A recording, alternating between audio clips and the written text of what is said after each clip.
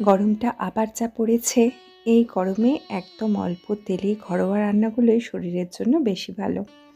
আজ বেশ পুষ্টিকর এরকম মাশরুমের একটা রেসিপি আপনাদের সঙ্গে শেয়ার করছি, আর খেতেও বেশ ভালো লাগে।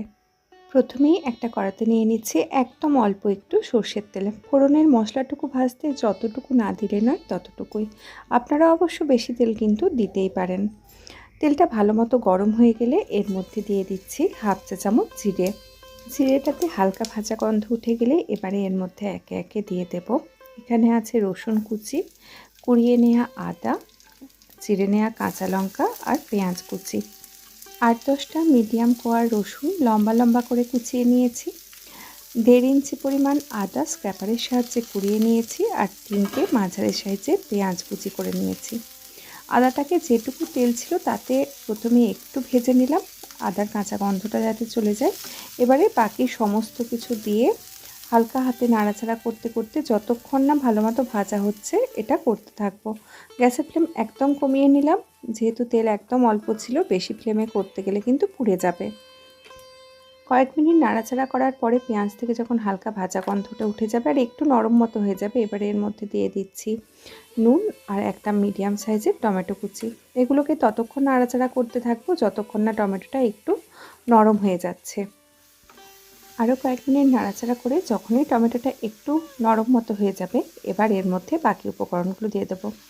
আমি অল্প তেল দিয়েছি বলে একটু সময় নিয়ে করছি, আপনারা যদি একটু তেল বেশি দিয়ে করেন তাহলে কিন্তু সময়টা একদমই অল্প লাগবে।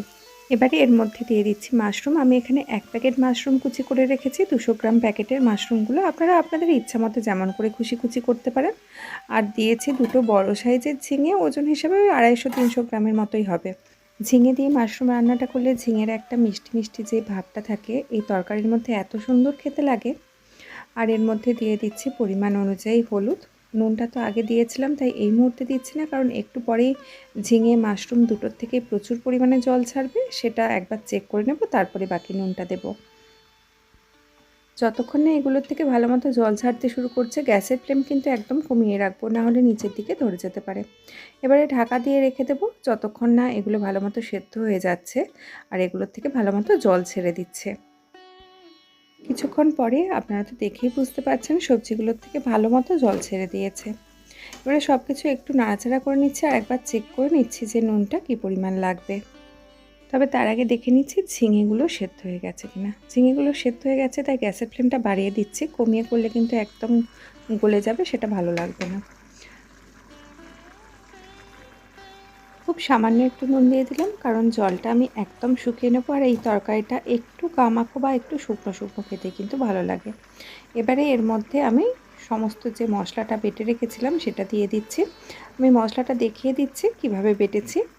এগুলো সব কিছু ভালো মতো করে মিশিয়ে নেব, আর এই সময় কিন্তু কোনো রকম ঢাকার ব্যবহার করব না। হাই ফ্লেমেতেই যতক্ষণ না এই তরকারিটার জলটা একটু কমে গিয়ে গামাখো মতো হয়ে যাচ্ছে বা একটু শুকনো মতো হয়ে আসছে, ততক্ষণ কিন্তু রান্নাটা করতে হবে। এবার চলুন দেখে নিই বাটা মশলায় আমি কি কি ব্যবহার করেছি।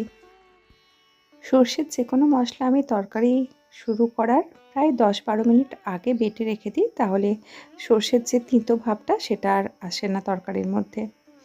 তো এর মধ্যে আমি 1 চা চামচ কালো সর্ষে, 1 চা চামচ সাদা সর্ষে, হাফ চা চামচ জিরে আর কয়েকটা কাঁচা লঙ্কা একসঙ্গে বেটে রেখেছিলাম, এই মশলাটাই দিলাম।